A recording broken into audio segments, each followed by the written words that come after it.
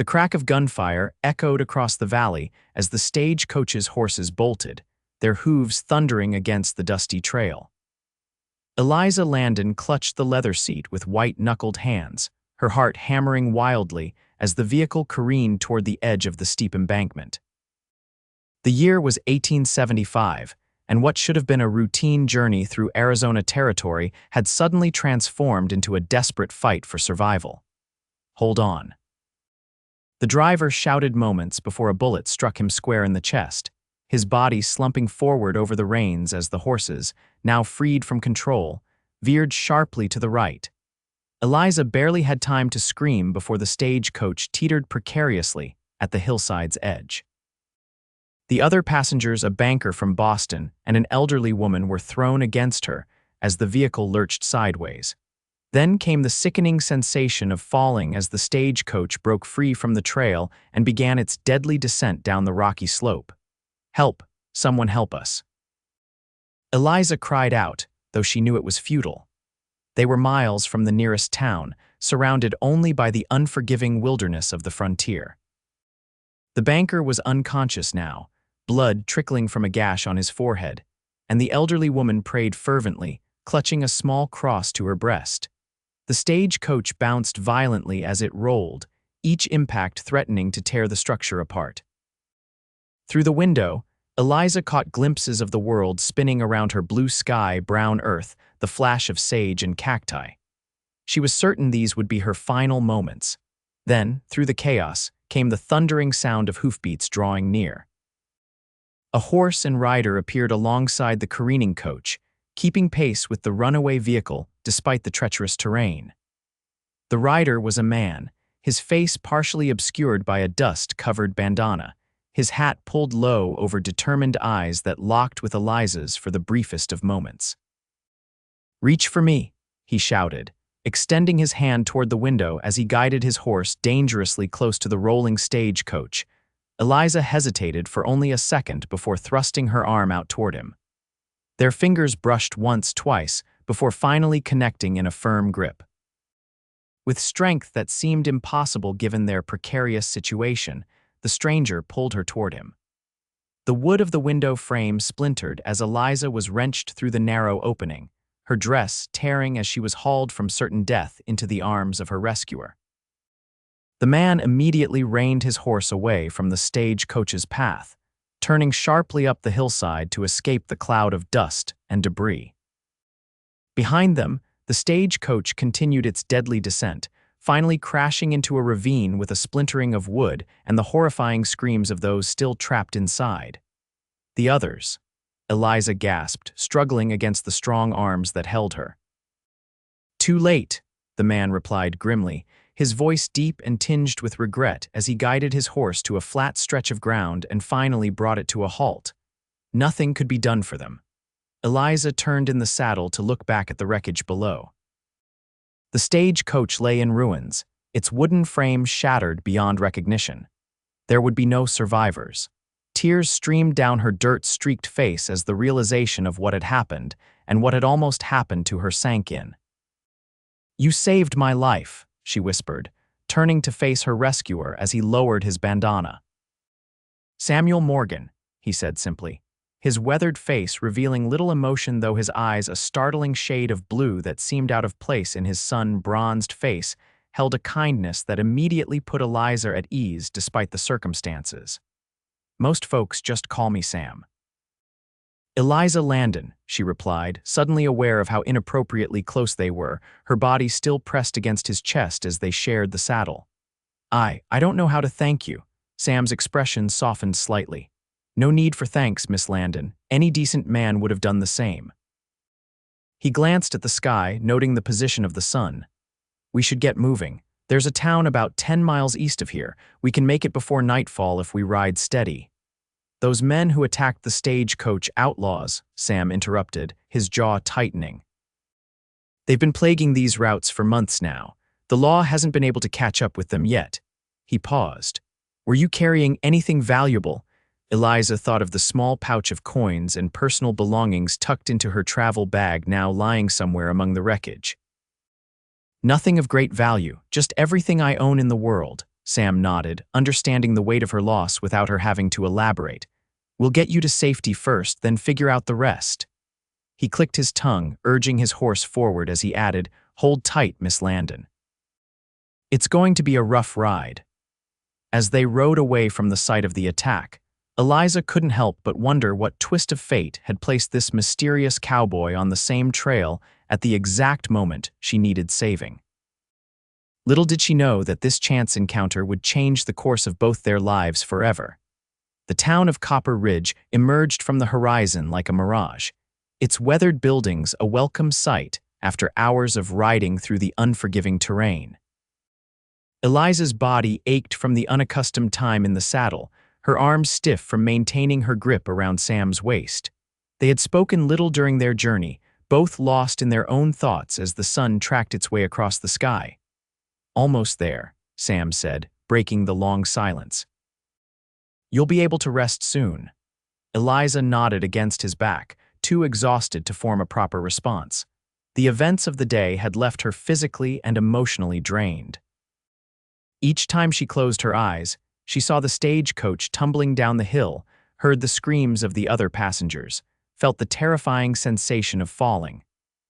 Only Sam's solid presence before her kept those memories from overwhelming her completely. As they rode down the main street of Copper Ridge, curious eyes turned to observe them. Eliza was acutely aware of her disheveled appearance, her once neat traveling dress torn and dusty, her hair fallen from its pins. She must look like a woman who had indeed escaped death by the narrowest of margins. Sam guided his horse to a hitching post outside a 2-story building with a sign that read Copper Ridge Hotel. With practiced ease, he dismounted before reaching up to help Eliza down. Her legs nearly buckled when her feet touched the ground, and Sam's strong hands steadied her by the waist. Easy now, he murmured. You've been through quite an ordeal. A portly man with a magnificent mustache emerged from the hotel, his eyebrows rising at the sight of them. Good Lord, what happened to you folks? Stagecoach robbery, Sam explained tersely. This lady needs a room, and whatever comforts you can provide, I'll cover the cost. No, I couldn't possibly, Eliza began to protest. Please, Sam interrupted gently. Consider it my duty. I can't very well rescue you only to leave you stranded without means. The hotel owner, who introduced himself as Henry Daniels, ushered them inside with a flurry of concerned questions and offers of assistance. Within minutes, Eliza found herself being led to a modest but clean room on the 2nd floor. I'll have hot water sent up for a bath, Henry assured her. And Mrs. Daniels can provide you with some fresh clothing until we can arrange for something more suitable. Once alone in the room, Eliza sank onto the edge of the bed, the events of the day crashing over her anew.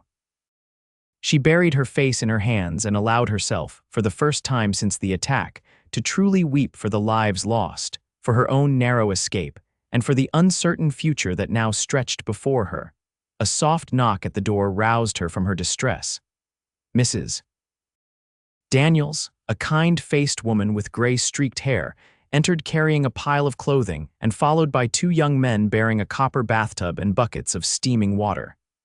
There now, dear, Mrs. Daniels said soothingly as she set the clothes on a chair. A good wash will help set things right. And that cowboy of yours is waiting downstairs when you're ready. He's not Eliza began, but the words died on her lips. What was Sam to her? A stranger, a savior, a temporary guardian, all descriptions that seemed simultaneously accurate and woefully inadequate. After the bath, which did indeed restore a measure of her spirits, and dressed in a borrowed dress that was slightly too large but blissfully clean, Eliza made her way downstairs. She found Sam seated at a table in the small dining area, nursing a cup of coffee. He rose when he saw her, removing his hat in a gesture of respect. Miss Landon, he greeted her, you're looking considerably better. Thanks to your kindness, she replied, taking the seat he offered. Mr. Morgan, I don't know how I can ever repay you. Sam waved away her gratitude. I told you before, no thanks are necessary. He hesitated, studying her face for a moment before continuing. If you don't mind my asking, what brought you to this part of the country? The stagecoach line you were on isn't exactly a common route for ladies traveling alone.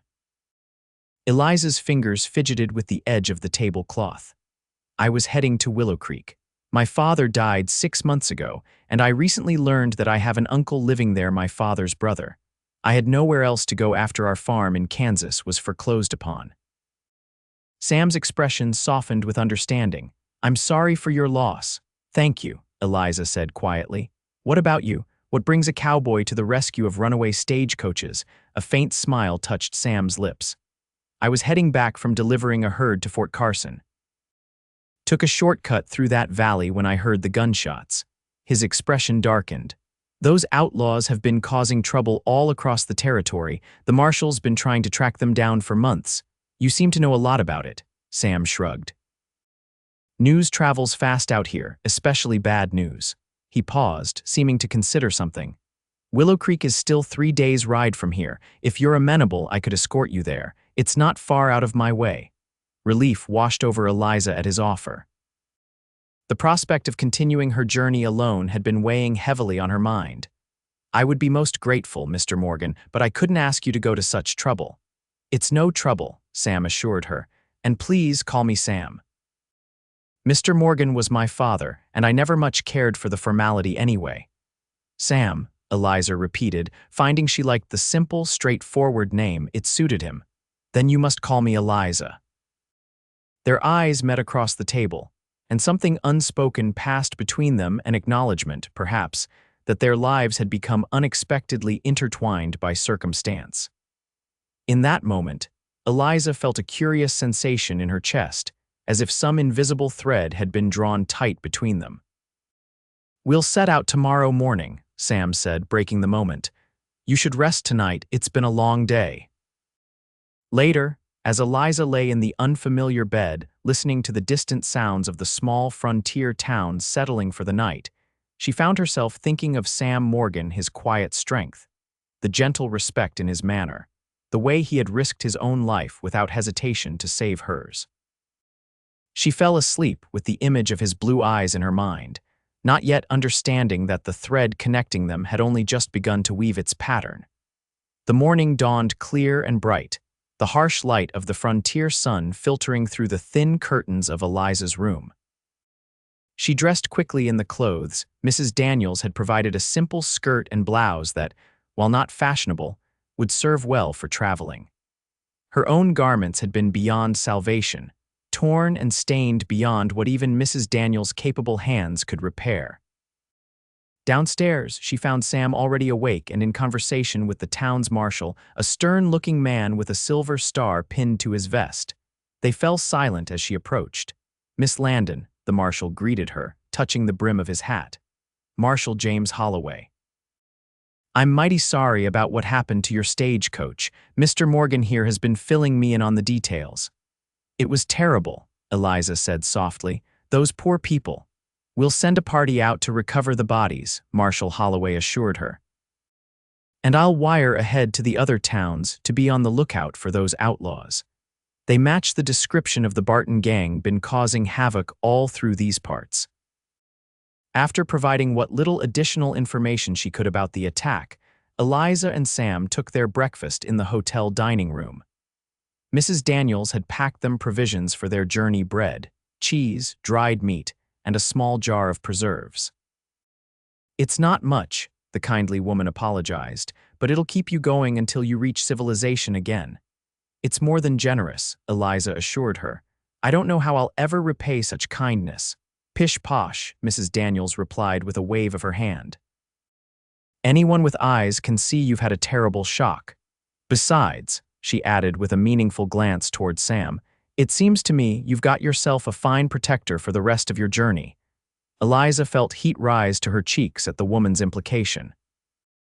Mr. Morgan Sam is merely being a gentleman. Mrs. Daniels smiled knowingly, but said nothing more on the subject.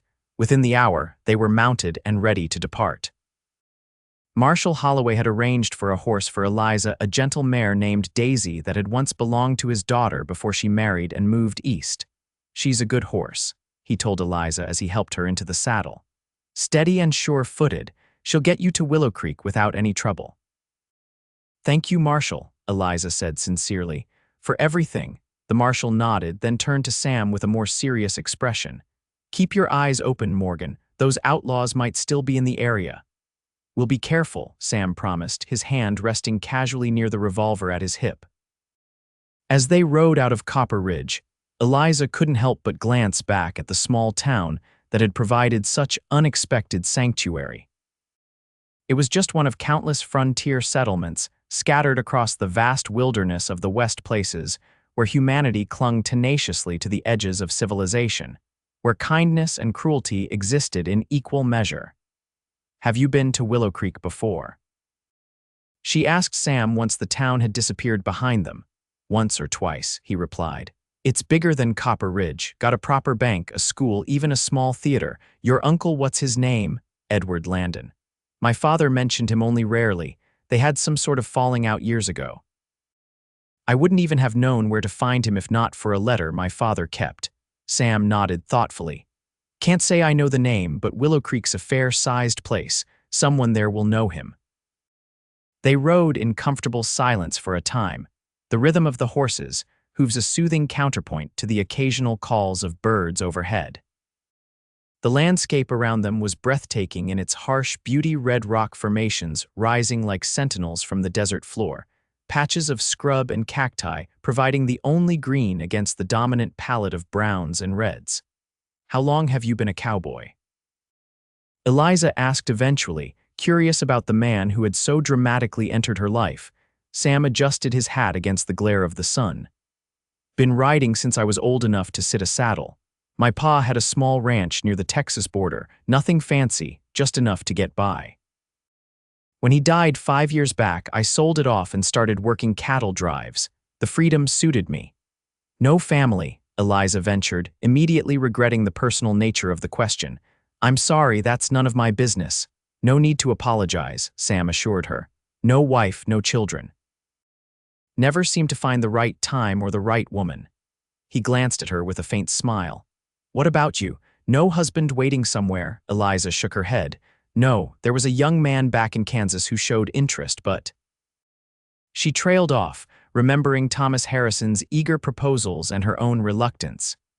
He wanted a wife who would be content with a small life, children, a garden, church on Sundays.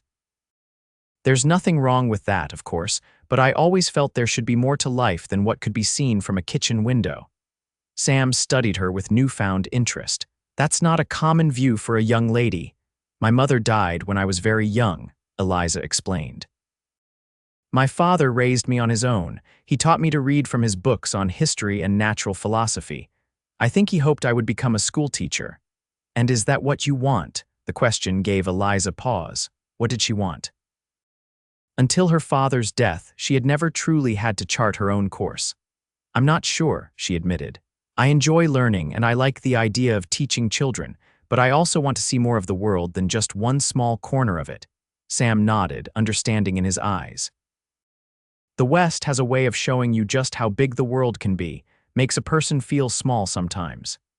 Yes, Eliza agreed, gazing out at the vast expanse of land stretching to the distant horizon. But there's something freeing in that smallness, isn't there? As if all the petty concerns that seemed so important before don't amount to much when measured against all of this. Sam looked at her with surprise and something that might have been admiration. You have an unusual way of thinking, Miss Landon. Eliza, she reminded him with a small smile.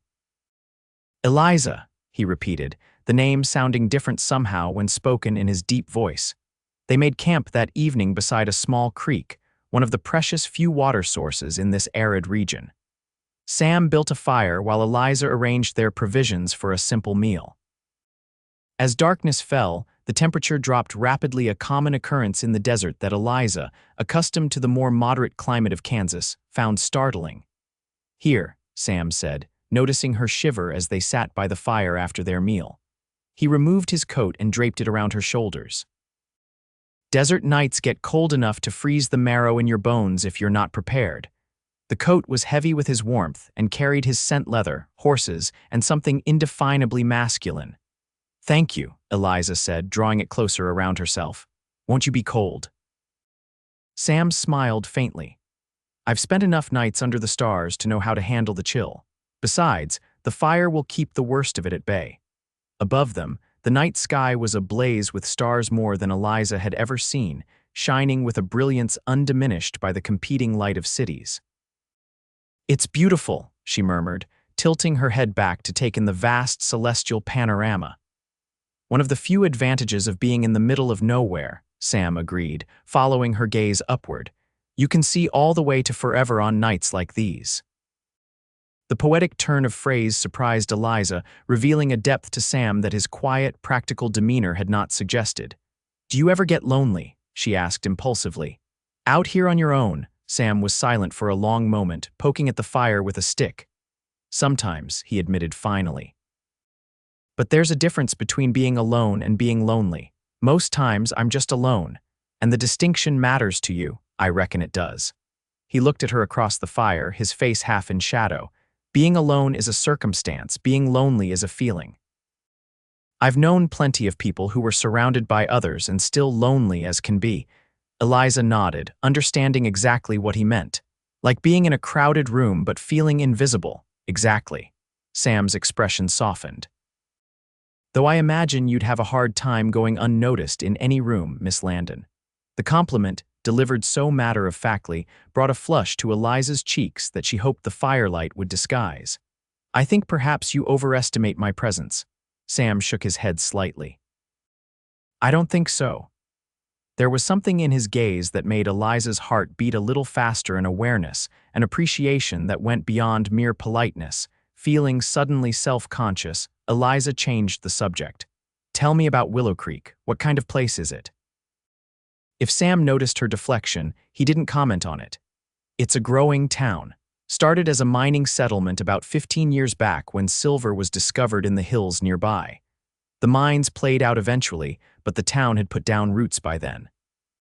Now it's mostly ranchers, merchants, and folks passing through on their way somewhere else. And my uncle, do you think he'll welcome a niece he's never met appearing on his doorstep?" Sam considered this.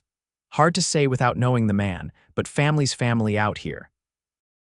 Blood ties mean something when you're far from where you started." The conversation drifted to other topics as the fire burned lower. Sam told her stories of cattle drives and the characters he'd met on the trail, while Eliza shared memories of her life in Kansas, the small farm where she'd grown up. The books her father had cherished, the dreams she'd harbored of seeing the wider world. When it came time to sleep, Sam insisted that Eliza take the only bedroll while he made do with his saddle for a pillow and his blanket for cover. Despite her protests, he was adamant. "A gentleman doesn't let a lady sleep on the hard ground if there's an alternative," he said firmly.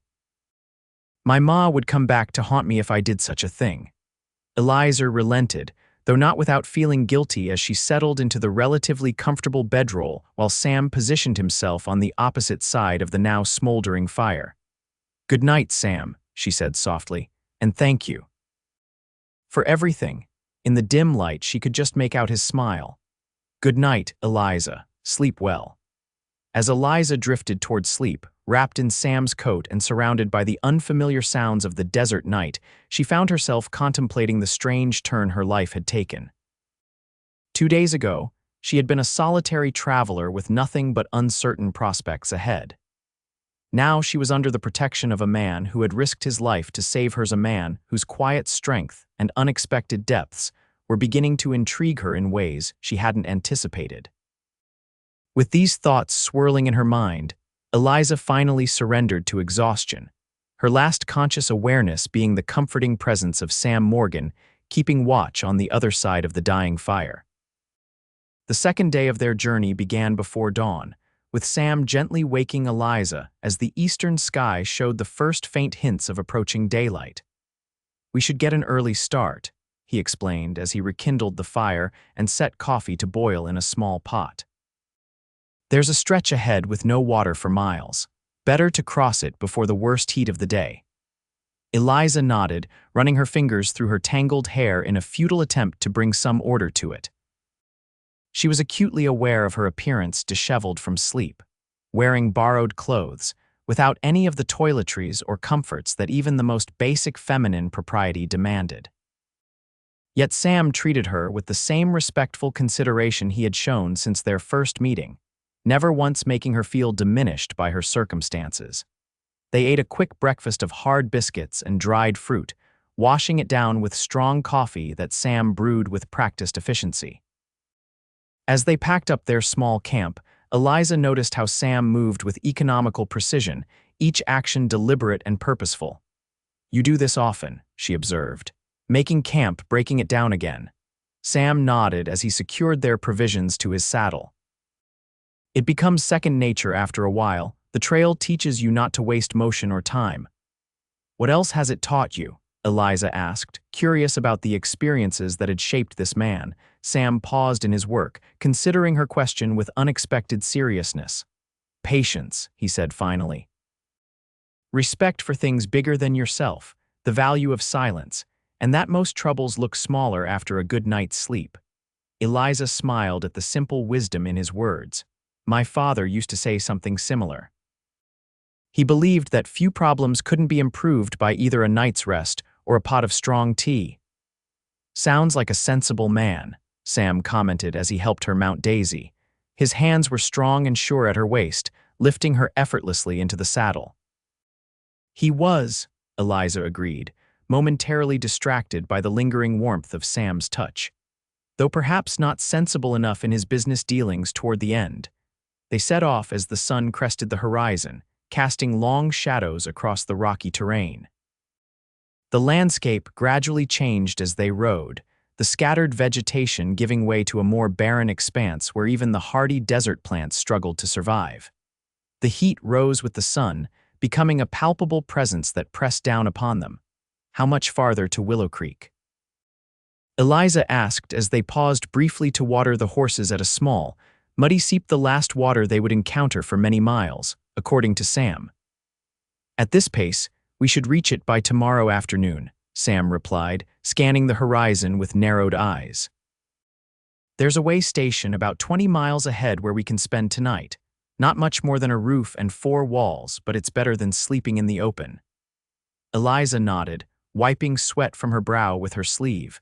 The West was testing her in ways she hadn't anticipated.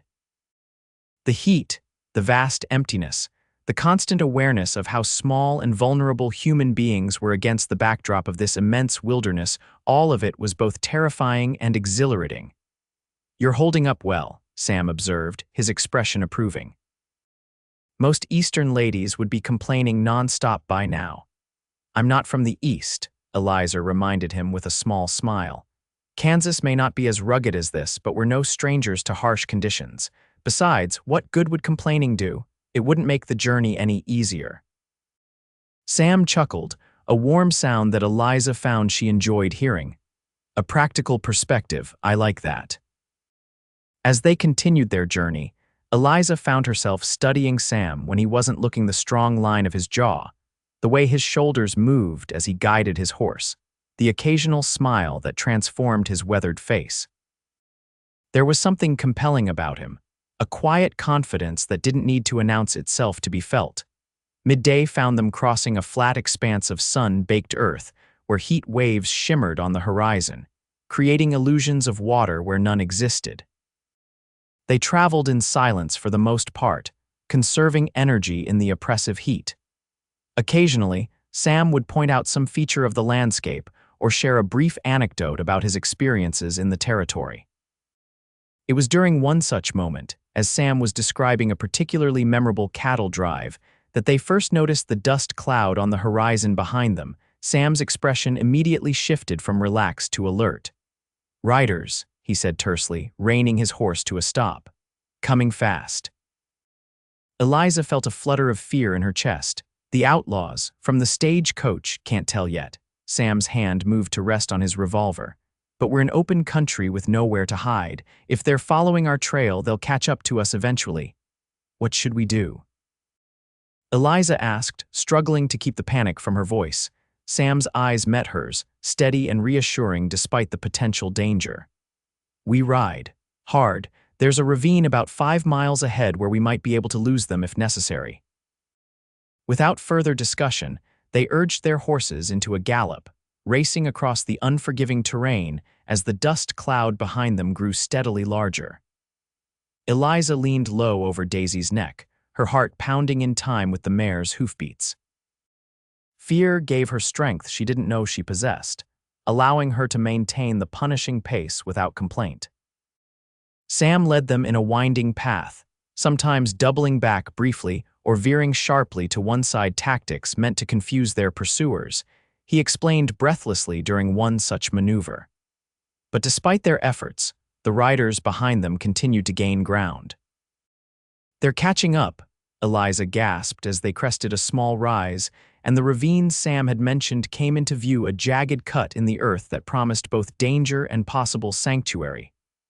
"Almost there," Sam encouraged her. "Just a little farther." They were within a quarter-mile of the ravine when the first shot rang out, kicking up dust several yards to their left. Eliza couldn't suppress a cry of alarm. "Keep riding," Sam shouted, drawing his own revolver. "Don't look back." Another shot, closer this time. Sam turned in his saddle and fired twice in quick succession. There was a distant shout, suggesting that at least one bullet had found its mark, but the pursuit continued unabated. The ravine loomed before them now, its steep sides offering a treacherous descent. Without slowing, Sam led the way down a narrow trail that switched back toward the bottom. Eliza followed, trusting Daisy's sure-footedness and Sam's judgment even as terror threatened to overwhelm her. Halfway down, disaster struck. A bullet ricocheted off the rock face near Daisy's head, causing the mare to shy violently. Eliza, unprepared for the sudden movement, felt herself slipping from the saddle. She clutched desperately at the horse's mane, but gravity and momentum worked against her. With a strangled cry, she fell, tumbling down the rocky slope as Daisy continued down the trail without her. Pain exploded in Eliza's side as she struck the ground, then again in her shoulder and hip as she rolled helplessly down the incline. She came to rest against a boulder, momentarily stunned by the impact. Above her, she could hear shouting and more gunfire.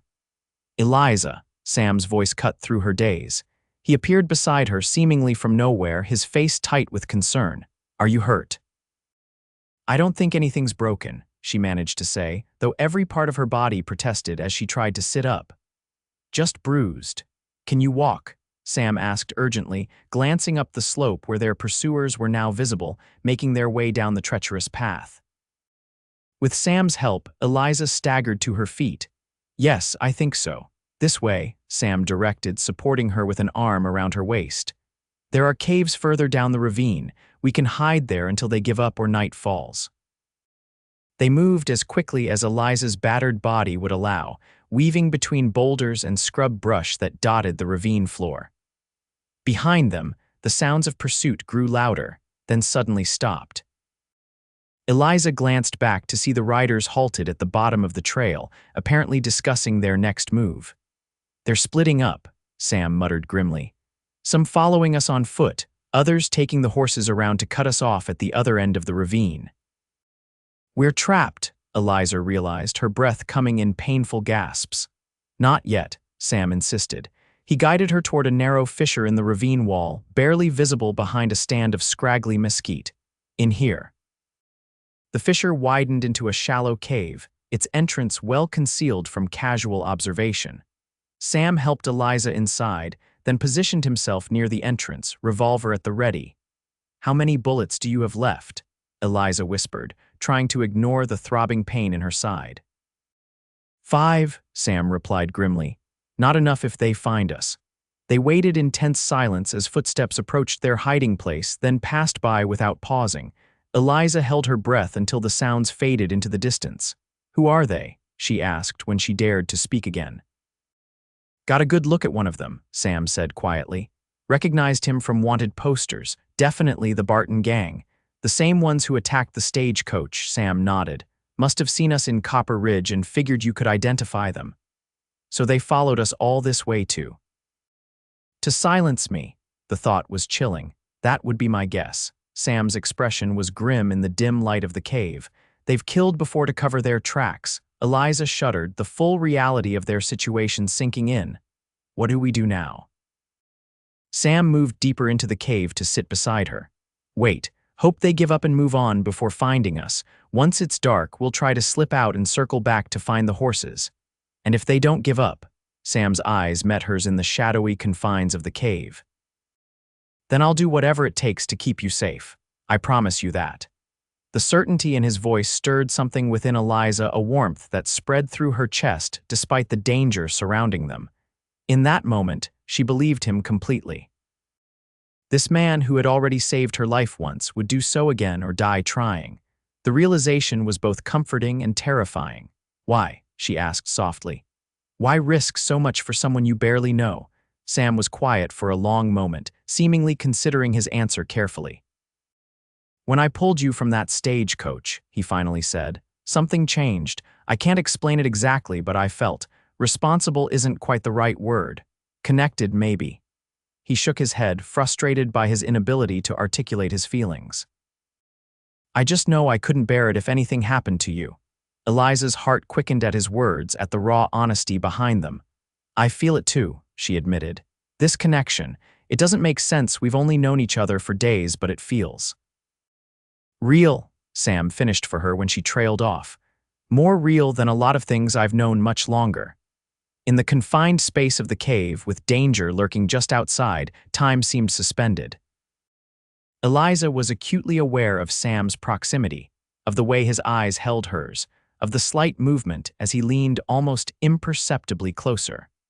The moment was shattered by the sound of voices nearby, rough, angry voices discussing where their quarry might have hidden.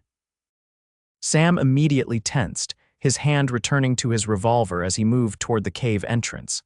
Stay back, he whispered to Eliza. If anything happens to me, wait until dark, then follow the ravine east. The way station I mentioned is about 10 miles in that direction. I'm not leaving you, Eliza insisted, her voice low but determined. Before Sam could argue, a shadow fell across the cave entrance. One of the outlaws had found their hiding place. What happened next was a blur of violence and noise. Sam fired twice in rapid succession, and the outlaw at the entrance fell backward with a cry of pain. Shouts erupted from multiple directions as the other gang members responded to the gunfire. Sam positioned himself in the narrow entrance, using the natural choke point to his advantage. Two more coming from the left, he called to Eliza over his shoulder. Stay down. The exchange of gunfire was deafening in the confined space. Eliza pressed herself against the rear wall of the cave, her hands over her ears, praying for deliverance from this nightmare.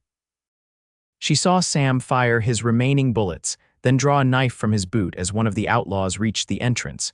There was a brief, desperate struggle, grunts, the thud of bodies against stone, a strangled cry cut short. Then silence, broken only by Sam's ragged breathing. Sam. Eliza called anxiously. Sam, are you hurt? He turned toward her, blood streaming from a cut above his eye but otherwise appearing unharmed. I'm all right, he assured her. Got 2 of them. The others pulled back for now. Relief washed over Eliza, quickly followed by renewed fear. They'll come back with more men. Maybe. Sam wiped blood from his face with his sleeve. But they've lost the element of surprise and they know I'm armed. Your revolver is empty, Eliza pointed out. Sam managed a grim smile. They don't know that. He moved back from the entrance, retrieving a revolver from one of the fallen outlaws. Besides, now I've got this. As he checked the weapon, Eliza noticed a darkening stain on Sam's shirt, just below his left shoulder. You're bleeding, she said, immediately moving to his side. Sam glanced down, seeming almost surprised by the injury. Must have caught a bullet during the firefight. It's not bad, just grazed me. Let me see, Eliza insisted, her concern overriding her usual sense of propriety. Without waiting for permission, she began unbuttoning his shirt to examine the wound. Sam tensed at her touch but didn't resist. The bullet had indeed only grazed him, leaving a shallow furrow across his upper chest. Still, it was bleeding steadily, and in the harsh conditions of the frontier, even minor wounds could quickly become deadly if infection set in. We need to clean this, Eliza said, tearing a strip from the hem of her petticoat. Do you have any water left in your canteen? Sam nodded, handing over the half-empty container. Eliza dampened the cloth and carefully cleaned the wound, trying to ignore both the intimacy of the situation and the distracting expanse of muscled chest now revealed to her view. "You've done this before," Sam observed as she worked. "My father was prone to accidents," Eliza explained, focusing on her task. "And our farm was too far from town to summon a doctor for every cut and scrape. When she had finished cleaning the wound, she bound it as best she could with another strip of petticoat. It should hold until we can get proper medical attention." "Thank you," Sam said softly. His eyes, when they met hers, held a warmth that made Eliza's breath catch. They were close, so close she could feel the heat radiating from his body, could count the individual lashes framing those startlingly blue eyes. For a breathless moment, it seemed as though he might kiss her. Instead, he gently tucked a strand of hair behind her ear, his fingers lingering against her cheek. "You're remarkable, Eliza Landon," he murmured, "brave in ways most men can only aspire to be." Eliza's heart hammered in her chest, her awareness narrowing to the point of contact between his fingers and her skin. "I'm terrified," she admitted. "That's what makes the bravery real," Sam replied, "facing the fear instead of letting it rule you." The moment stretched between them, charged with possibilities neither was quite ready to acknowledge. Then, from outside the cave came the distant sound of a horse's whinny. Sam immediately pulled back, his focus returning to their precarious situation. "That could be Daisy or my horse," he said, moving cautiously toward the entrance. "Or it could be the outlaws regrouping."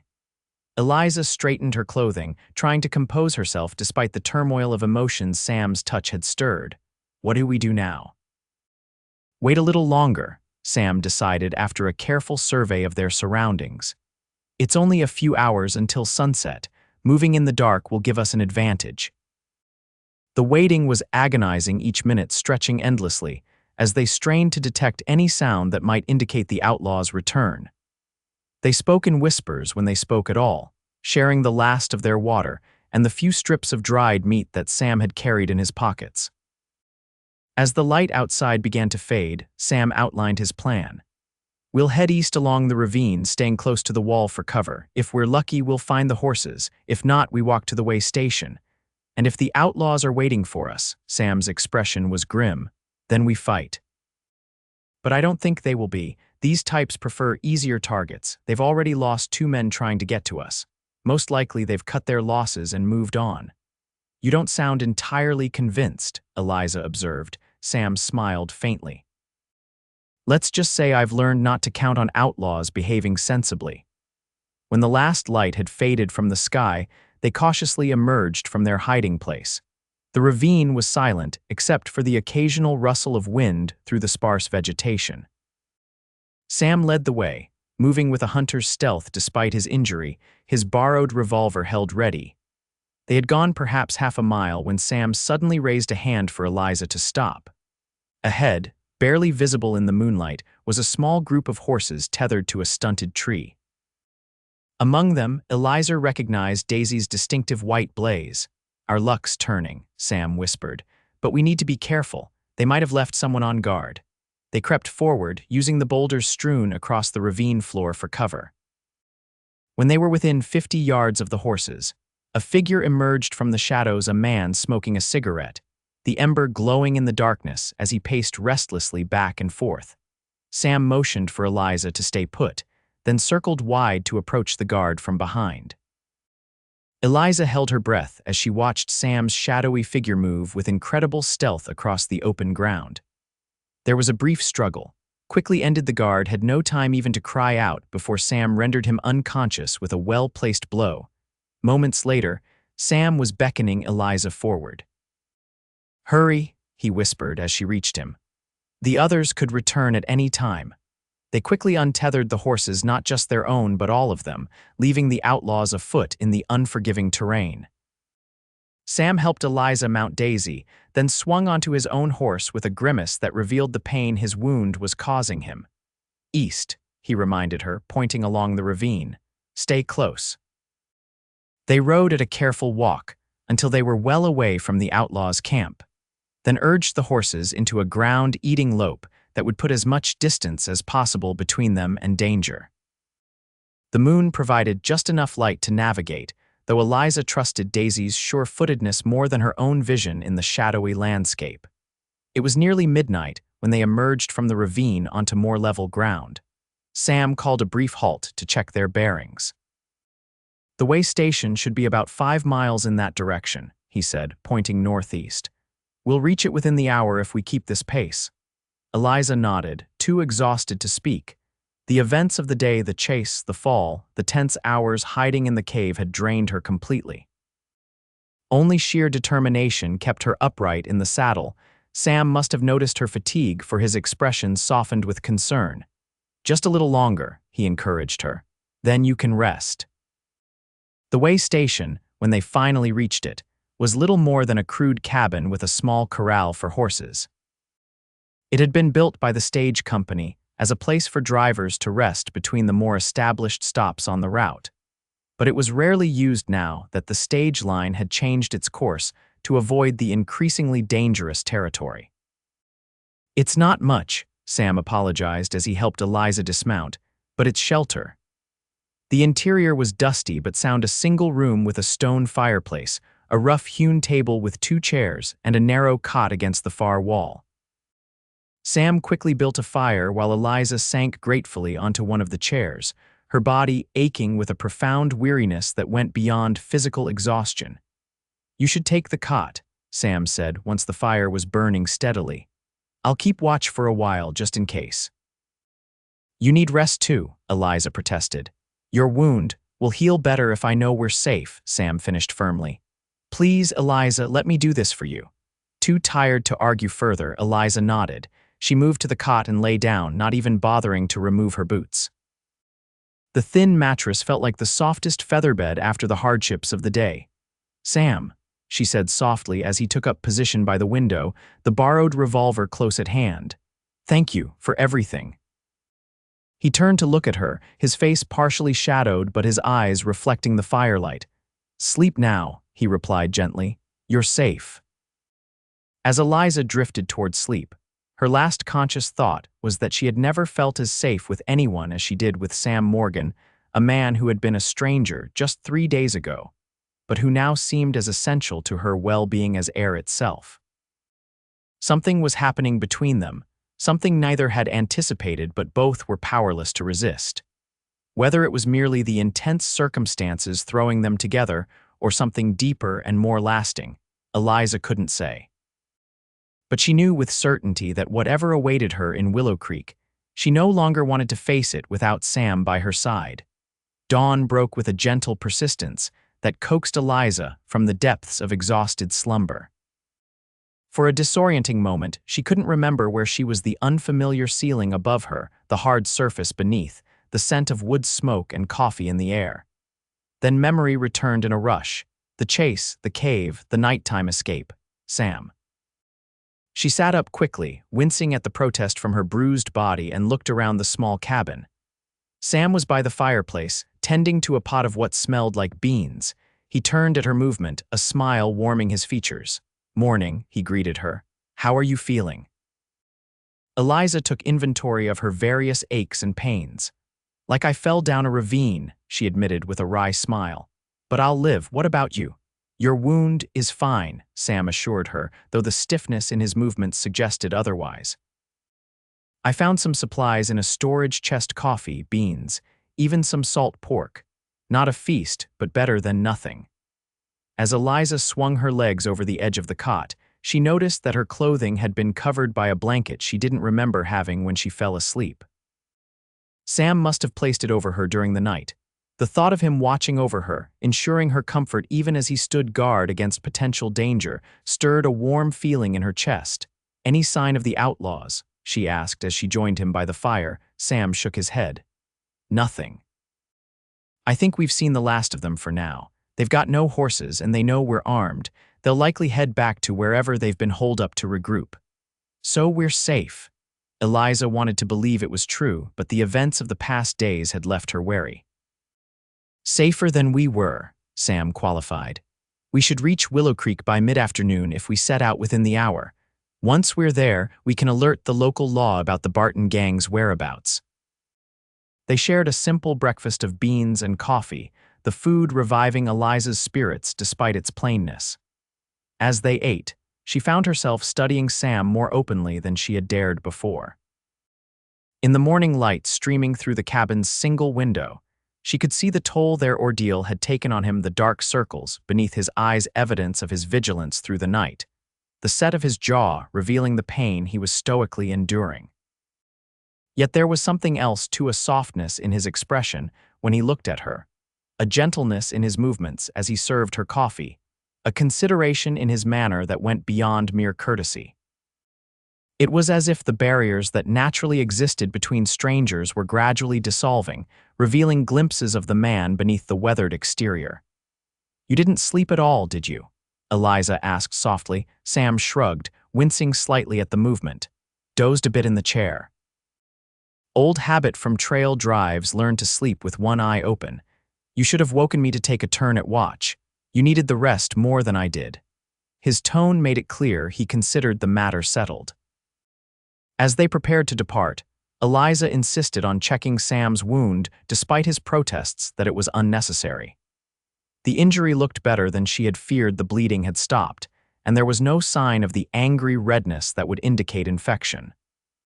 Still, she rebound it carefully with clean strips torn from a spare shirt they found among the station supplies. "You have a healer's touch," Sam commented as she secured the bandage. Eliza smiled, pleased by the compliment. "My mother wanted me to be a proper lady, but my father encouraged more practical skills. He said a woman who could tend wounds and keep accounts was worth more than one who could merely pour tea and play the pianoforte." "Your father sounds like a wise man." "He was," Eliza agreed, her smile turning wistful. "I wish you could have met him. He would have liked you." The words slipped out before she could consider their implication, that she imagined a future where Sam might have been introduced to her family, where he might have had a place in her life beyond their current circumstances. To her relief, Sam didn't seem to find the comment presumptuous. "I would have liked to meet him too," he said simply. They set out as the sun climbed higher in the sky, riding at a steady pace that accommodated both their injuries and the need to reach Willow Creek before nightfall.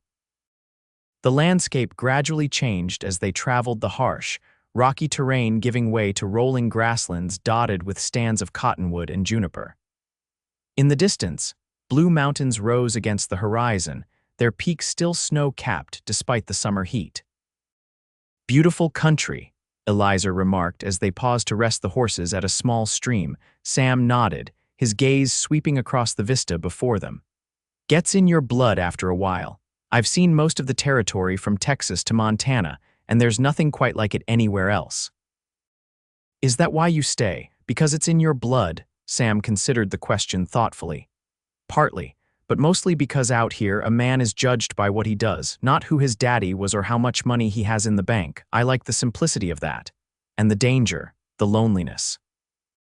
"Fair trade for the freedom," Sam replied, though something in his expression suggested he might be reconsidering that assessment.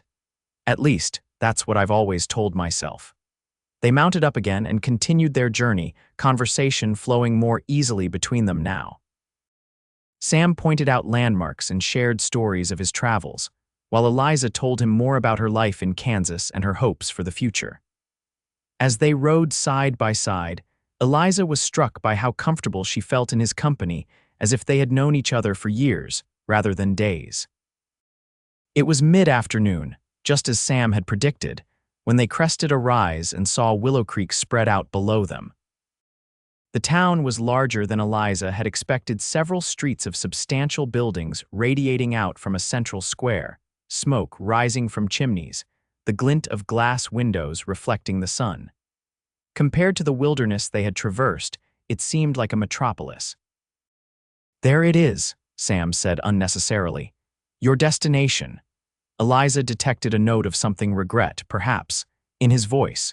She realized with sudden clarity that their arrival in Willow Creek marked not just the end of their journey but potentially the end of their time together. The thought sent an unexpected pang of loss through her heart. "Will you stay?" she asked, trying to keep her tone casual though the question was anything but. Sam glanced at her, his expression unreadable. For a day or two, need to report what happened with the Barton gang to the local law. After that, he shrugged. Haven't decided yet.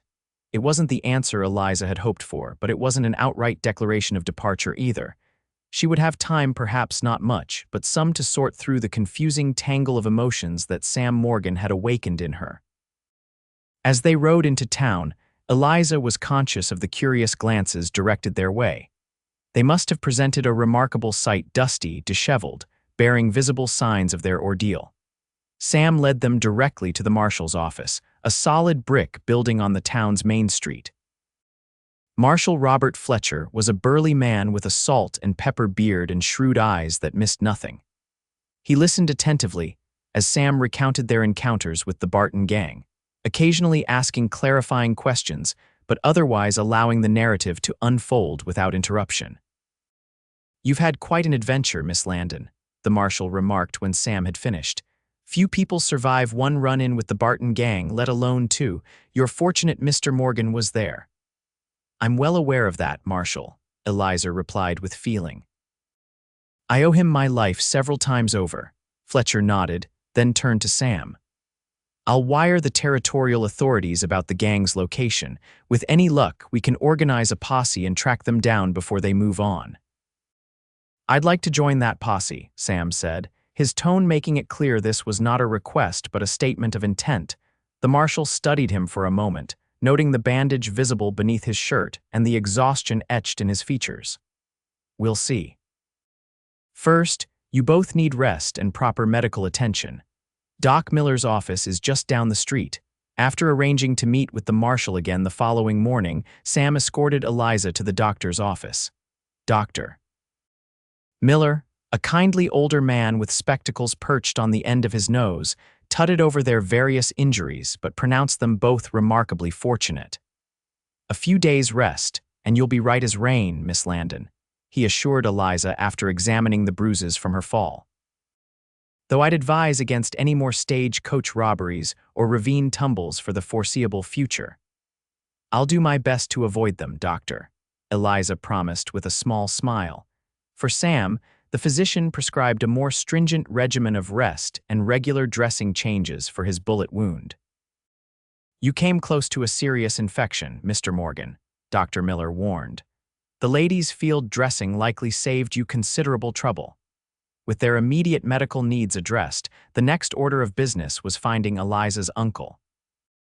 The town's lone hotel seemed the logical place to start their inquiries. The proprietor, a Mrs. Winters, was initially suspicious of their bedraggled appearance but warmed considerably when Eliza explained their circumstances. "Edward Landon," she repeated thoughtfully. "Yes, I know of him. Has a small ranch about 3 miles north of town. Keeps to himself mostly but comes in for supplies every couple of weeks." "Is he well regarded?" Eliza asked hesitantly, suddenly nervous about the reception she might receive from this unknown relative. Mrs. Winters smiled reassuringly. "He's a decent sort, quiet but fair in his dealings. Lost his wife some years back, which hit him hard, but he's respected in these parts." The information was encouraging, but it was too late in the day to make the journey to her uncle's ranch. With no other option, Eliza accepted Mrs. Winters' offer of a room for the night. Sam took a room as well, though he seemed uncomfortable with the luxury after so many nights under the stars. "You'll join me for dinner?" Eliza asked as they stood awkwardly in the hotel lobby, both suddenly aware of the conventions they had necessarily disregarded during their journey. "I'd like that," Sam replied, a smile softening his features. "After I've made myself somewhat presentable." An hour later, Eliza descended the stairs to the hotel dining room feeling more like herself than she had in days. A hot bath had washed away the dust and grime of the trail, and Mrs. Winters had kindly provided a simple but clean dress to replace Eliza's ruined garments. She had even managed to arrange her hair in a semblance of the style she had worn before her ordeal began. Sam was waiting for her at a table near the window. He too had cleaned up considerably, his face freshly shaved, his hair neatly combed, his clothing, while still frontier practical, noticeably less trail-worn. He rose at her approach, and Eliza was struck anew by his imposing presence. In the civilized setting of the hotel dining room, he seemed larger somehow, more substantial, a man who commanded attention without seeking it. "Miss Landon," he greeted her with formal courtesy that felt strange after the intimacy of their shared journey. "You look refreshed." Eliza smiled at the understatement. "As do you, Mr. Morgan. It's remarkable what soap and water can accomplish." The awkwardness between them persisted through the first course of their meal, a hearty beef stew that was a welcome change from trail rations. It was as if the return to civilization had erected barriers that hadn't existed in the wilderness, reminding them of the social gulf that separated a respectable young woman from a wandering cowboy. "This is ridiculous," Eliza finally said, setting down her spoon with more force than necessary. "Why are we suddenly acting like strangers?" Sam looked startled by her directness, then a slow smile spread across his face. "I was wondering the same thing myself. After what we've been through together, I think we're entitled to dispense with some of the formalities, don't you?" "Gladly," Sam agreed, his posture relaxing visibly. "Though I'll warn you, my table manners might not be up to Eastern standards." "Mine either," Eliza confessed with a laugh. "My father and I often ate straight from the cooking pot when we were busy with harvest." The tension broken, conversation flowed more naturally as they enjoyed their meal. They carefully avoided discussion of what would happen next: Eliza's meeting with her uncle, Sam's potential departure with the posse. Instead, they focused on the present moment, savoring this brief interlude of peace and comfort after days of danger and hardship. As they lingered over coffee, Eliza found herself studying Sam's face in the warm light of the dining room's oil lamps. There was an openness to his expression now that she hadn't seen before, a vulnerability beneath the capable exterior that touched something deep within her. "What will you do?" she asked suddenly. "After the Barton gang is caught, where will you go?" The question seemed to catch Sam off guard. He was silent for a moment, turning his coffee cup slowly between his hands. "I hadn't thought that far ahead," he admitted. "There's always work for a man who knows cattle and horses. Another drive, maybe? Or—" He trailed off, his gaze meeting hers across the table with an intensity that made her heart quicken. "Or," Eliza prompted softly. "Or maybe it's time I stopped wandering," Sam said, his voice low and earnest. "Found a place to put down roots, the kind of place a man might want to build a life."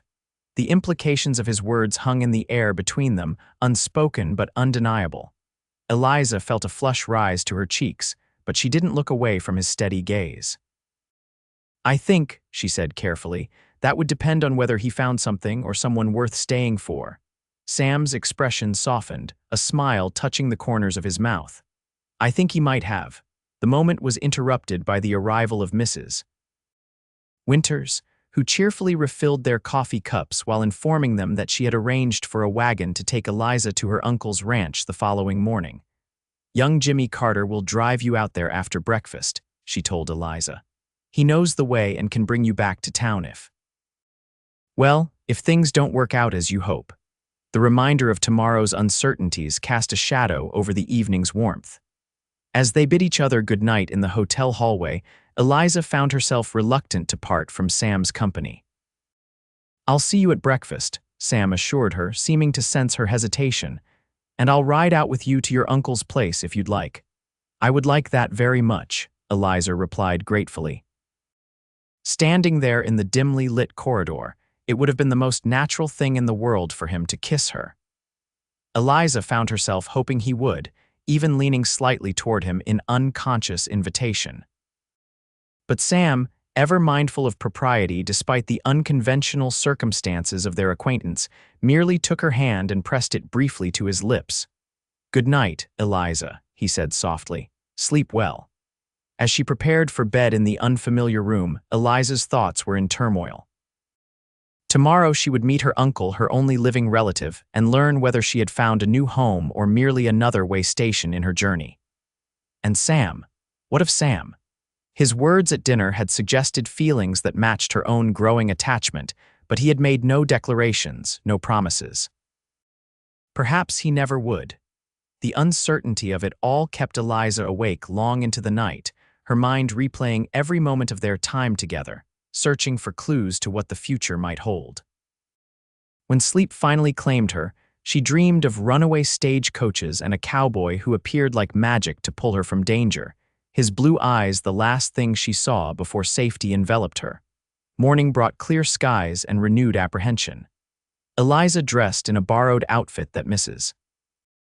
Winters had altered overnight to fit her slender frame a simple skirt and shirtwaist in a pale blue that complemented her eyes. She pinned her hair in a modest style, wanting to make a favorable impression on the uncle she had never met. Sam was already in the dining room when she arrived for breakfast, deep in conversation with Marshal Fletcher. They both rose at her approach, the marshal tipping his hat respectfully. "Miss Landon," Fletcher greeted her. "Glad to see you looking more yourself this morning. I was just telling Mr. Morgan here that we've organized a posse to go after the Barton gang, setting out tomorrow at first light." "I see," Eliza replied, her eyes going to Sam. "And you'll be joining them?" Sam hesitated, glancing between Eliza and the marshal.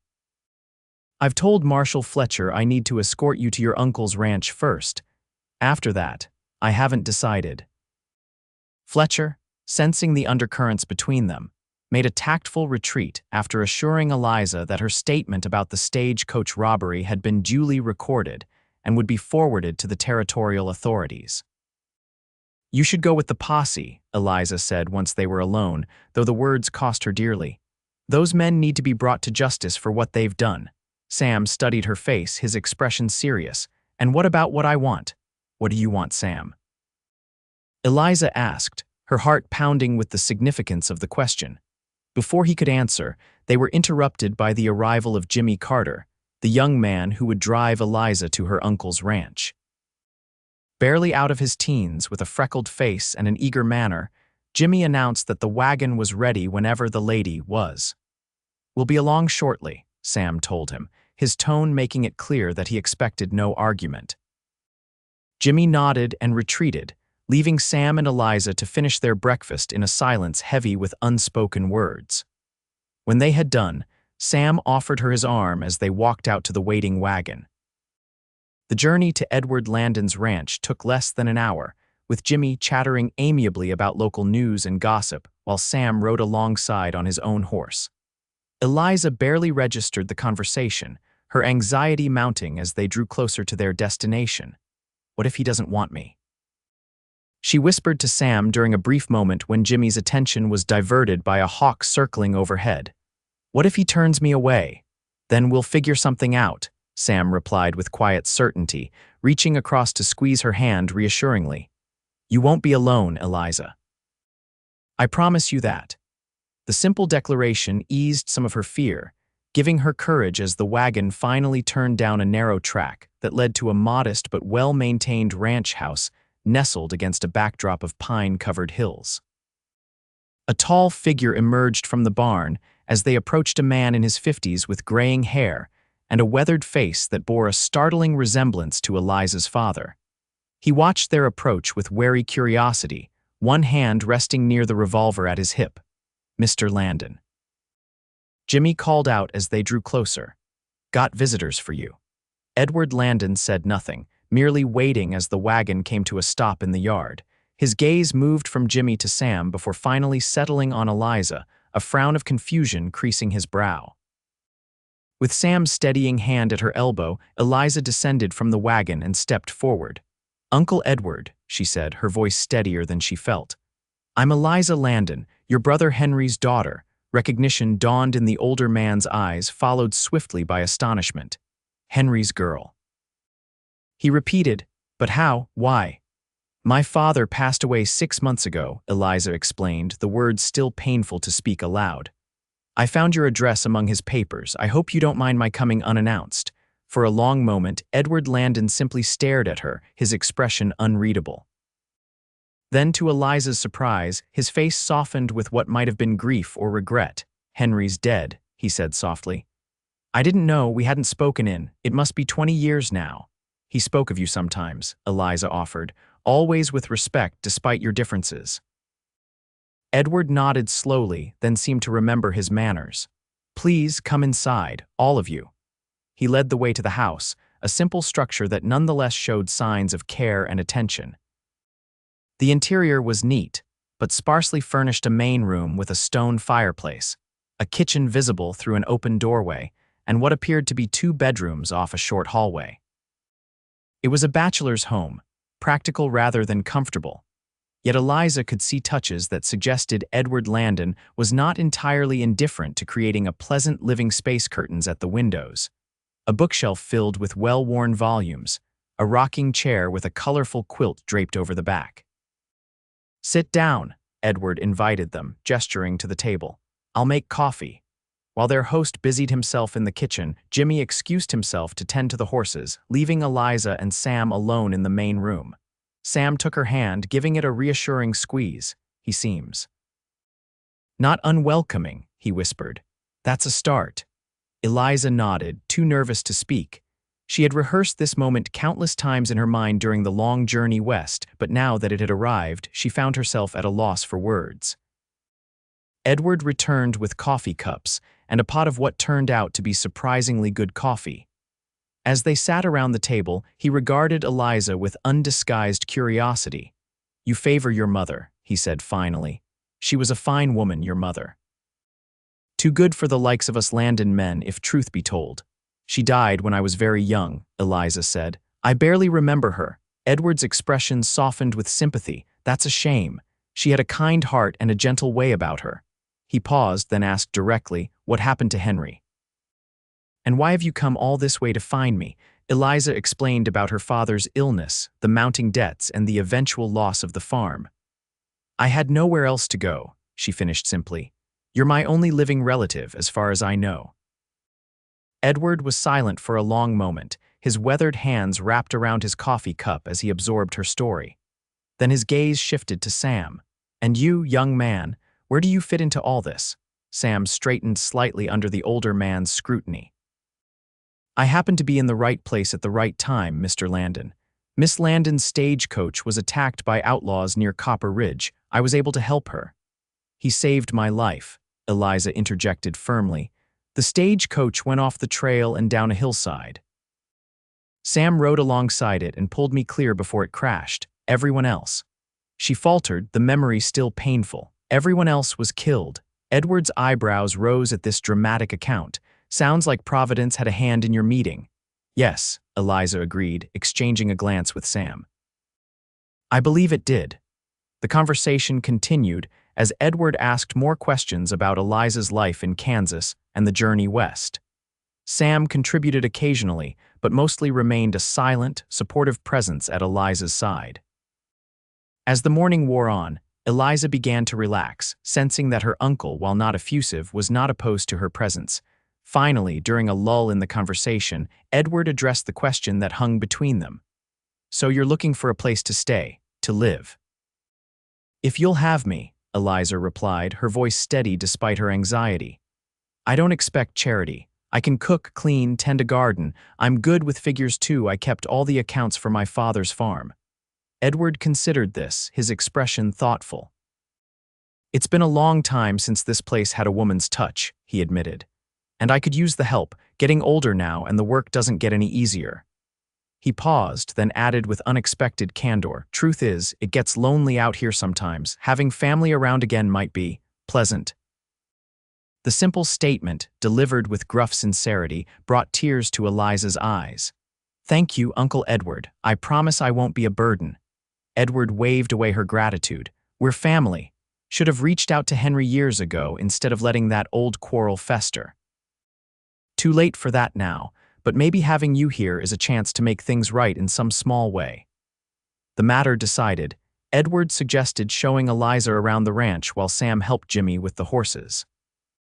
As they walked from the barn to the corral, where several fine horses grazed contentedly, Edward explained the operation of his modest ranch. "It's not much compared to some of the big spreads around here," he told her, "but it turns a decent profit. Enough to live on comfortably and put a little aside each year." "It seems lovely," Eliza said sincerely. The setting was indeed beautiful, rolling grasslands surrounded by distant mountains, a creek running clear and cold at the property's edge. "Peaceful." Edward nodded agreement. "That it is." He hesitated, then asked with surprising directness, "What about that young man of yours? Morgan, is it? What are his intentions?" Eliza felt heat rise to her cheeks at the unexpected question. "He's not. That is, we haven't. He saved my life, that's all." Her uncle raised a skeptical eyebrow. "I may be an old bachelor, but I'm not blind, girl. The way he looks at you and you at him speaks volumes." "We've only known each other a few days," Eliza protested, though she couldn't deny the accuracy of her uncle's observation. "Sometimes a few days is all it takes," Edward replied with surprising gentleness. "Your Aunt Ruth and I knew each other less than a week before I asked her to marry me. Best decision I ever made, even if our time together was cut short." Eliza was saved from having to respond by the approach of Sam and Jimmy, the latter announcing that he needed to get back to town before nightfall. "I should return with him," Sam said, his eyes meeting Eliza's with a question in their depths. "Give you time to settle in with your uncle." "Nonsense," Edward interjected before Eliza could reply. "Young Carter can manage the wagon on his own. You'll stay for dinner, Morgan. Least I can do to thank you for bringing my niece safely to me." The invitation, delivered as more of a command than a request, brought visible relief to both Eliza and Sam. Jimmy departed with promises to return in a few days with supplies from town, leaving the three of them to continue the tour of the ranch. As evening approached, Eliza insisted on preparing dinner, eager to demonstrate her usefulness, and to have a task to distract her from the emotional turmoil of the day. Edward's kitchen was basic but adequately stocked, and she managed to assemble a respectable meal of salt pork, beans, and biscuits that both men praised enthusiastically. After dinner, they sat on the porch watching the sunset paint the western sky in dramatic hues of orange and gold. Edward, citing fatigue, retired early, leaving Eliza and Sam alone with the gathering dusk and the chorus of night insects rising from the surrounding grasslands. "Your uncle seems like a good man," Sam observed as they sat side by side on the porch steps, their shoulders not quite touching. "He does," Eliza agreed. "I was so afraid he'd turn me away, but he's been kinder than I had any right to expect. Not surprising. Kindness runs in your family, it seems." Eliza smiled at the compliment, then sobered as she remembered the conversation with Marshall Fletcher that morning. "Will you be joining the posse tomorrow?" Sam was silent for a long moment, his profile a strong silhouette against the darkening sky. "I should," he said finally. "Those men need to be brought to justice, and it's the kind of task I'm suited for." "Yes," Eliza said softly, fighting to keep the disappointment from her voice. "I understand." Sam turned to face her then, his expression earnest in the fading light. "But I find myself reluctant to leave," he admitted. "For the first time in years, I'm thinking beyond the next job, the next trail, the next town." "What are you thinking of?" Eliza asked, scarcely daring to breathe as she waited for his answer. "You," Sam said simply. "Us. What might be possible if I stopped running from place to place and finally allowed myself to want something more permanent." Eliza's heart seemed to swell within her chest, hope and fear mingling in equal measure. "And what do you want, Sam Morgan?" "A home," he replied, his voice low and intense. "Work that matters, someone to share it all with." He reached out to take her hand, his fingers warm and strong against hers. "I know it's fast, impossibly fast by normal standards, but nothing about how we met was normal. And I can't help feeling that what's happened between us, this connection, isn't something either of us should walk away from without seeing where it leads." "No," Eliza agreed, finding courage in his honesty. "I don't want to walk away either." Sam's smile was tender as he raised a hand to gently touch her cheek. "Then I won't join the posse. The law will catch up to the Barton gang eventually, with or without my help, but this what's beginning between us, that's not something I'm willing to risk losing." In the gathering darkness, with the vast western sky a canopy of emerging stars above them, Sam leaned forward to place a gentle kiss on Eliza's lips, a question as much as a declaration. Eliza answered by leaning into the kiss, her hand coming up to rest against his chest where she could feel the steady beating of his heart. When they finally drew apart, both slightly breathless, Sam rested his forehead against hers with a soft laugh of wonder. Never thought a runaway stagecoach would lead to this. Nor I, Eliza admitted with a smile, but I'm very glad it did. Your uncle might have something to say about all this, Sam cautioned, though he made no move to increase the distance between them. He might not take kindly to a rootless cowboy setting his sights on his newly discovered niece. You're hardly rootless anymore, Eliza pointed out, and I think my uncle sees more than you give him credit for. He asked about your intentions this afternoon. Sam drew back slightly in surprise. Did he now, and what did you tell him? That we'd only known each other a few days, Eliza replied honestly. He said sometimes a few days is all it takes. He proposed to his wife after less than a week of acquaintance. A wise man, Sam murmured, his eyes never leaving hers. Still, I should speak to him properly, do things right. Eliza nodded agreement, touched by his desire to observe the proprieties despite the unconventional nature of their relationship. Tomorrow, she suggested, after we've all had a good night's rest and can think clearly. Tomorrow, Sam agreed, sealing the promise with another kiss that lingered longer than the first, hinting at deeper feelings that both were only beginning to acknowledge. When they finally said goodnight Sam to the spare room that Edward had insisted he use rather than returning to town, Eliza to what had once been her aunt's sewing room and would now be her own Eliza felt a sense of peace she had not experienced since before her father's illness. For the first time in months, the future held promise rather than uncertainty, hope rather than fear.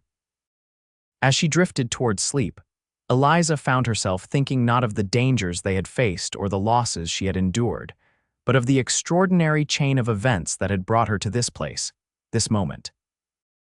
A stagecoach robbery, a desperate rescue, a journey through the wilderness, all leading to not just one new beginning but two. A home with the uncle she had never known and the unexpected gift of Sam Morgan's heart. The final thought that followed her into dreams was a simple one. Sometimes life's most perilous moments could lead to its greatest blessings. The stagecoach that had rolled down the hill screaming had seemed like the end of everything, but instead, it had been the beginning of something precious beyond measure. Morning arrived with the cheerful insistence of birdsong and sunlight filtering through the curtains of Eliza's new room. For a moment, she lay still, orienting herself to these unfamiliar surroundings, the patterned quilt covering her, the simple wooden furniture, the framed sampler on the wall with its faded declaration. Home is where love dwells. The events of yesterday came flooding back, finding her uncle, his unexpected welcome, and most of all, those moments with Sam on the porch as twilight descended. Had she dreamed the warmth in his eyes, the gentle press of his lips against hers, the promises whispered in the gathering darkness? It seemed too perfect to be real, too much like the romantic novels she had occasionally borrowed from the lending library back in Kansas. The sound of male voices from outside drew her from her reverie, dressing quickly in another of the outfits Mrs. Winters had provided. Eliza made her way to the kitchen, where she found evidence that her uncle had already prepared a simple breakfast.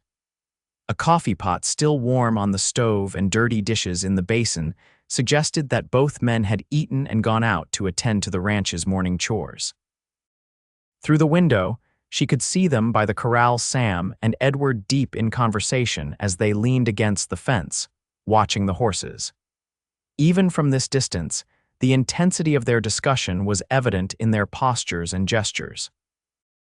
He's asking for my hand, Eliza realized with a mixture of elation and trepidation. It seemed impossibly fast, almost recklessly so, yet in her heart she knew that what had grown between her and Sam in those few harrowing days was as real and profound as any longer courtship might have produced. She busied herself with cleaning the kitchen, trying not to watch the men too obviously while she waited for their conversation to conclude. When they finally turned toward the house, she quickly occupied herself with wiping down the already clean table, not wanting them to know she had been observing them. The door opened, and Edward entered alone. His expression was thoughtful but not displeased as he looked at his niece. "That's quite a young man you've brought home," he remarked without preamble. "He is," Eliza agreed cautiously. "Where is he now, checking on that mare of his?" Edward poured himself another cup of coffee before continuing. He tells me he's thinking of settling in these parts. Says there's good grazing land available about 5 miles east of here that the owner's looking to sell. Is there? Eliza asked, her pulse quickening at the implication. Edward nodded, watching her reaction over the rim of his cup. He also says he's fallen in love with my niece and wants my blessing to court her properly, with the intention of marriage if she'll have him. Eliza felt heat rise to her cheeks, though whether from embarrassment or pleasure she couldn't quite say. And what did you tell him? Told him he was either the bravest man I've ever met or the most foolish, Edward replied with unexpected humor. Proposing after knowing a woman less than a week. And which do you think he is? Eliza asked, holding her breath for the answer. Edward's weathered face softened into a smile. Brave, he said decisively. It takes courage to know what you want and reach for it without hesitation. I told him so, and I told him he has my blessing, assuming, of course, that you return his feelings. Relief and joy washed over Eliza in equal measure. I do, she admitted softly. It's sudden and perhaps a bit mad, but I do love him. Then that's all that matters. Edward set down his cup and regarded his niece with genuine affection. Life out here is too short and too hard to waste time on unnecessary conventions. If you love each other and are willing to work together through whatever comes, that's a foundation strong enough to build on. The simple wisdom of his words brought tears to Eliza's eyes. Thank you, Uncle Edward, for everything. Edward looked momentarily embarrassed by her emotion, then cleared his throat and spoke with deliberate casualness. Morgan's a capable man. With his knowledge of cattle and horses, combined with your head for figures, you two could build something substantial together. He hesitated, then added, that land he's looking at adjoins the northern boundary of this ranch. If you were settled there, we could eventually combine operations. Might make a fine legacy to pass on to children someday. The thought of her children with Sam brought a fresh wave of emotion that Eliza struggled to contain. That sounds wonderful, she managed to say around the lump in her throat. Edward nodded, satisfied. Well, don't keep the man waiting. He's probably worn a path in the dirt pacing by that corral. With a grateful smile for her uncle, Eliza hurried outside to find Sam. As Edward had predicted, he was by the corral, running a hand absently along the top rail as he watched the horses with unseeing eyes. When he heard her approach, he turned quickly, his face lighting up at the sight of her. Eliza, he greeted her, removing his hat as she drew near. I hope you slept well. I did, she replied, suddenly shy in the bright light of day. Last night's confessions had been easier in the forgiving darkness.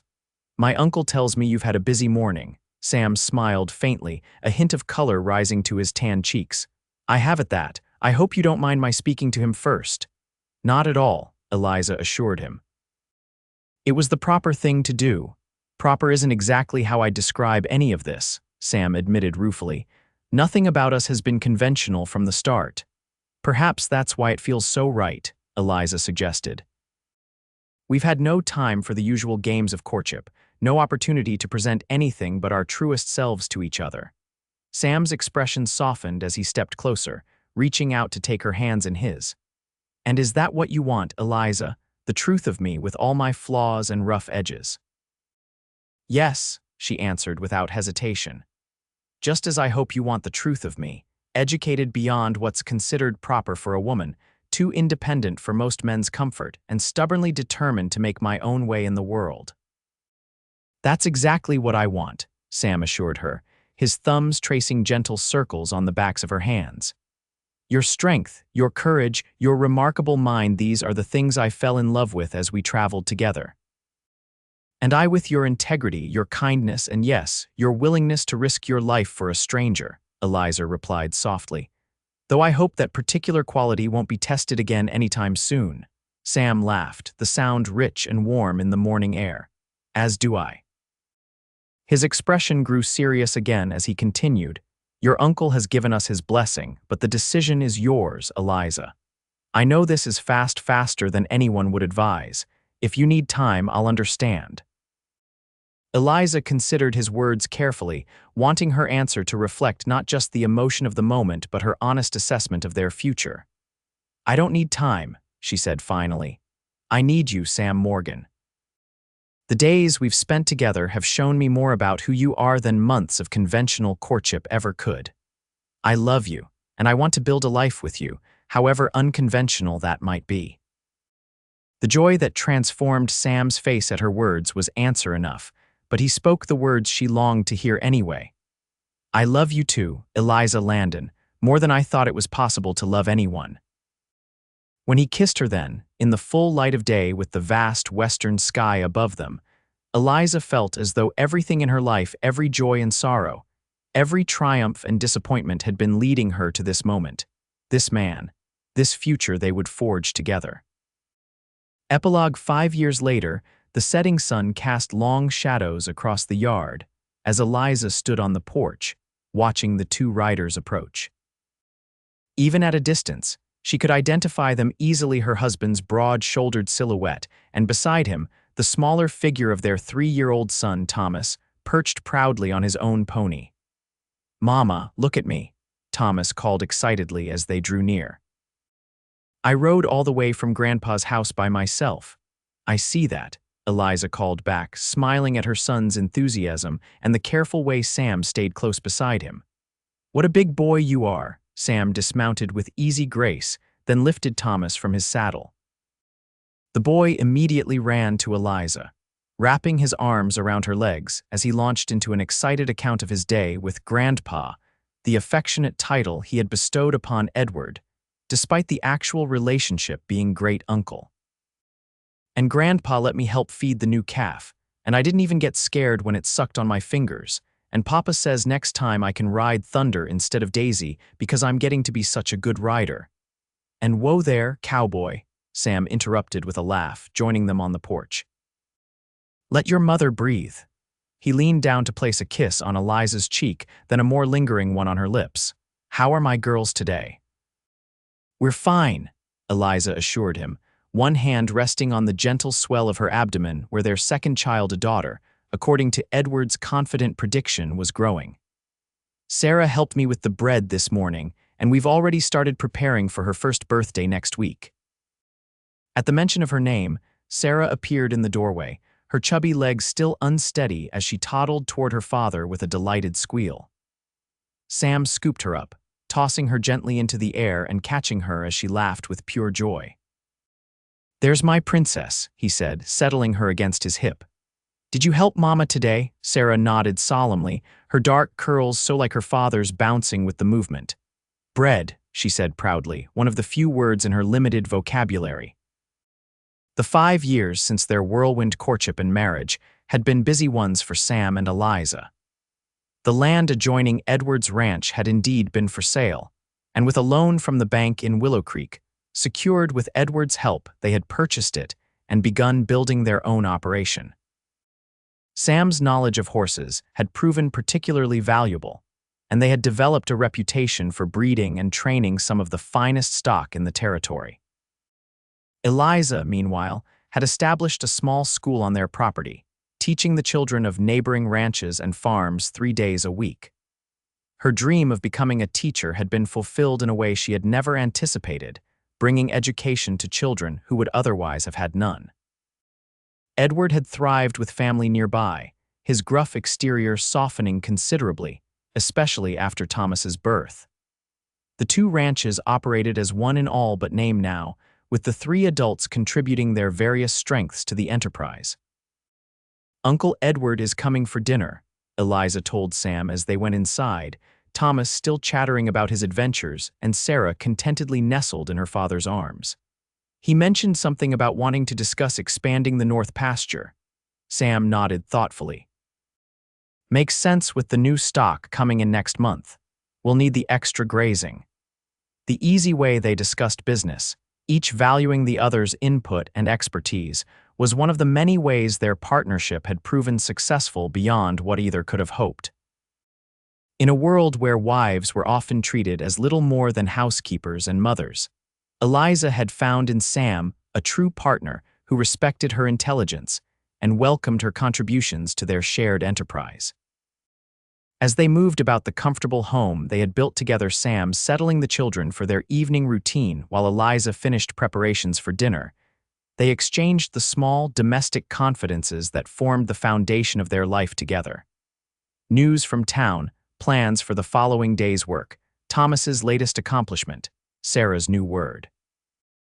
Later, after the children were asleep, and Edward had departed with plans to return early the next morning, they sat together on the porch much as they had that night at Edward's ranch 5 years earlier. The night was clear, the stars brilliant in the vast darkness above them, the air filled with the familiar sounds of their land settling into evening quietude. "Happy?" Sam asked softly, his arm around Eliza's shoulders as she leaned against him. "Completely," she replied without hesitation. "And you?" "More than I ever thought possible." Sam's voice was warm with contentment. "Sometimes I still can't believe how lucky I was to be riding through that valley at exactly the right moment." Eliza smiled at the memory, which had lost its terror over the years, and now resided in her mind as the pivotal moment that had changed the course of her life.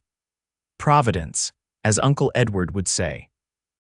"Providence indeed," Sam agreed, his hand coming to rest protectively over hers where it lay against her growing belly.